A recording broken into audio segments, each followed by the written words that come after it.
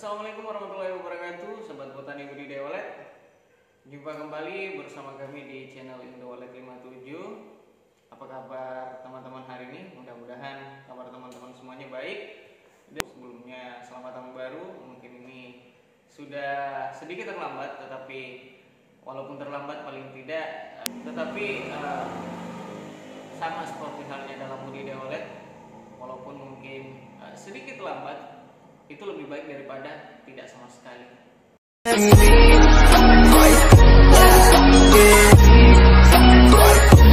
Ya.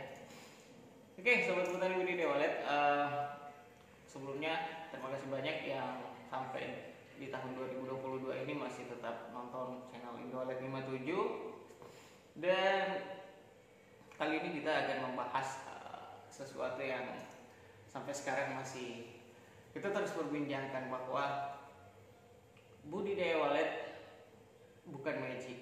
Budidaya walet adalah teknik, bukan magic.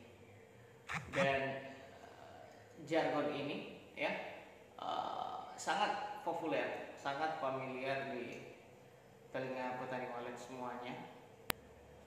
Itu mungkin terdengar sangat familiar bagi sahabat petani walet Indonesia, tetapi ini juga menjadi sebuah paradoks. Karena kenapa? Tidak semua sesuatu atau hal yang kita lakukan itu bergantung kepada teknik. Oke, sahabat petani budidaya walet, sampai hari ini perkembangan budidaya walet di Indonesia sudah berjalan puluhan tahun, tetapi untuk secara intens itu baru sekitar 10 tahun terakhir ya. 10 tahun terakhir, mungkin mulai tahun 2013, 2014 budidaya walet ini baru menjamur di Indonesia, 2013, 14 hingga sekarang ya. Pertanyaannya, seberapa persen petani walet Indonesia hari ini yang berhasil?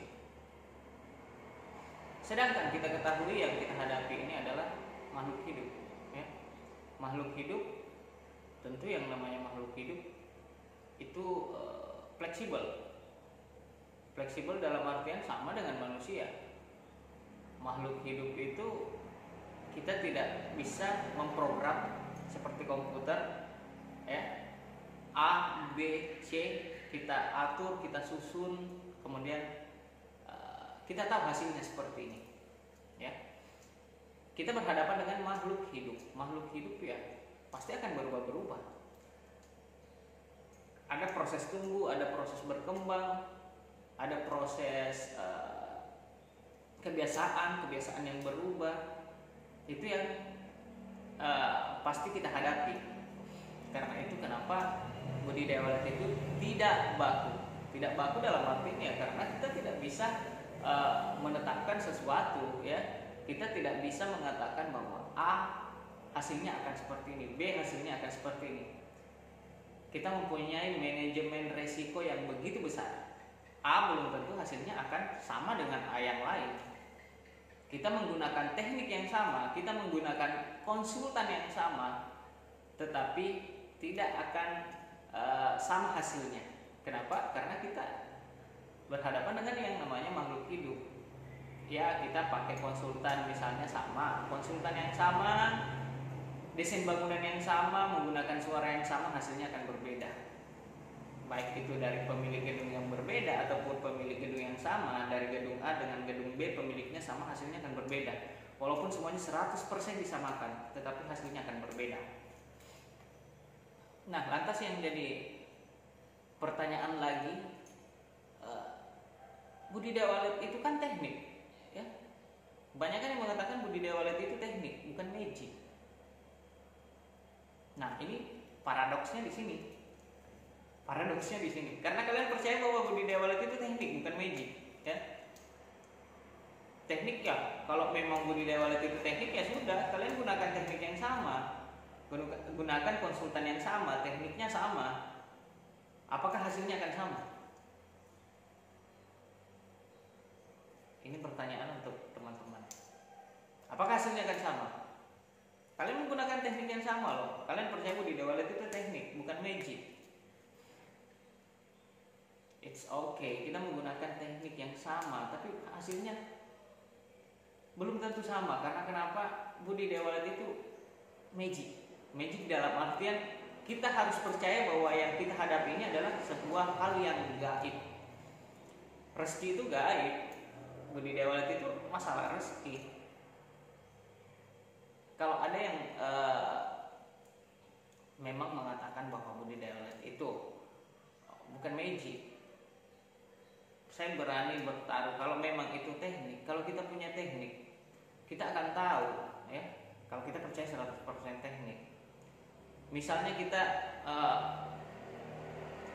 ini kita pakai matematikanya, sistematisnya. Kita tahu 1 tambah 1 sama dengan 2, tapi di budidaya walet itu tidak bisa. Kita punya teknik, misalnya menganalisa, ya it's okay. Kita akan menganalisa. Kekurangannya di sini. Kita menggunakan cara seperti ini agar menghasilkan seperti ini. Iya, itu analisa kita, tapi belum tentu hasilnya sama karena ini proses gaib. Ini proses gaib.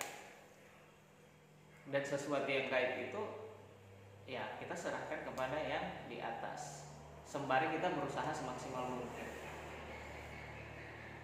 Kita sudah berada di kurun waktu yang cukup lama di budidaya walet ini.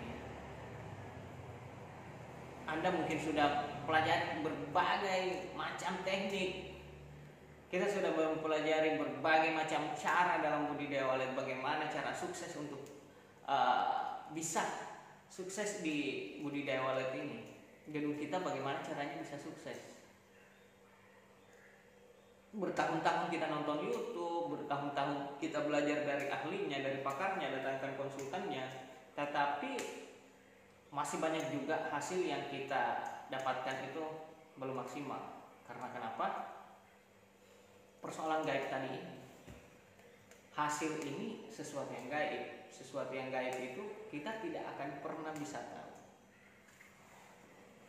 Mungkin sekarang sudah banyak nih teman-teman percaya mendatangkan konsultan misalnya, mengharapkan hasil yang sama yang diupload di YouTube. Ini kita buka-bukaan aja. Ini kita fair. Saya tidak menyebutkan siapa, di mana dan bagaimana. Ini adalah sebuah kenyataan di lapangan. Ini semua kita pernah alami. Semua konsultan tidak pernah berhasil 100%. Semua konsultan juga tidak gagal 100%. Jadi semua ada yang lambat, ada yang cepat. Itu aja. Sebenarnya gagal belum. Gagal ketika Anda sudah merobohkan bangunan Anda. Itu dia poinnya. Anda gagal ketika Anda sudah mengalihfungsikan dari gedung walet misalnya jadi rumah kos-kosan, ya Anda gagal jadi seorang petani walet. Tetapi kalau gedung Anda masih berhasil, itu masih dalam kategori cepat atau lambat. Ya mungkin hari ini belum berisi, tetapi bisa jadi 5, 6 atau 7 tahun ke depan gedung Anda sudah bakal sama seperti gedung-gedung yang lain. Tetapi hal yang harus kita ingat, harus kita sadari bahwa paradoks tadi ini, bahwa sebenarnya budidaya walet itu adalah teknik, bukan magic. Saya pikir kenapa sampai hari ini, kalau memang itu sesuatu yang kita percaya, kenapa konsultan walet tidak membuat banyak gedung walet? Dia percaya bahwa dia punya teknik, dia percaya dia hebat.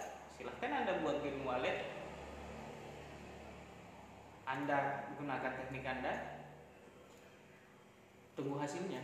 Ngapain lagi kita ngonten di YouTube kan? Ngapain lagi kita kerja kesana kemari? Padahal kita punya sesuatu yang kita percaya, kita punya sesuatu yang kita anggap itu bisa berhasil. Kenapa kita tidak melakukannya? Jadi sebenarnya hal yang harus kita ingat kembali bahwa budidaya walet ini sesuatu proses yang gaib, ya, sesuatu yang proses sesuatu proses yang gaib, dalam artian ya bukan karena jampi-jampi, bukan karena apa, tetapi hasil yang kita dapatkan ini sesuatu yang tidak bisa kita prediksi. Kita tidak bisa prediksi secara pasti, tetapi kita mampu menganalisa. Tapi kita hanya menganalisa, ya. Kita menganalisa studi kasus yang sama, misalnya kita tahu kasusnya sama, kita tahu bahwa gedung si A dengan si gedung B mempunyai masalah yang sama, kita belajar dari pengalaman, kita belajar dari analisa, kita menetapkan bahwa itu pengerjaannya seperti ini, cara mengatasinya seperti ini.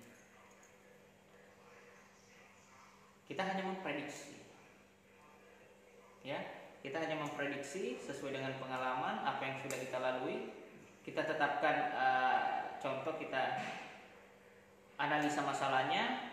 Setelah kita tahu masalahnya, kita akan menerapkan cara untuk mengatasinya sehingga bisa menghasilkan hal atau sesuatu yang lebih baik lagi dari sebelumnya. Tetapi berulang kali saya ingatkan bahwa kita tidak bisa memprediksikan secara pasti bahwa 2 bulan 3 bulan hasilnya pasti akan seperti ini, tidak.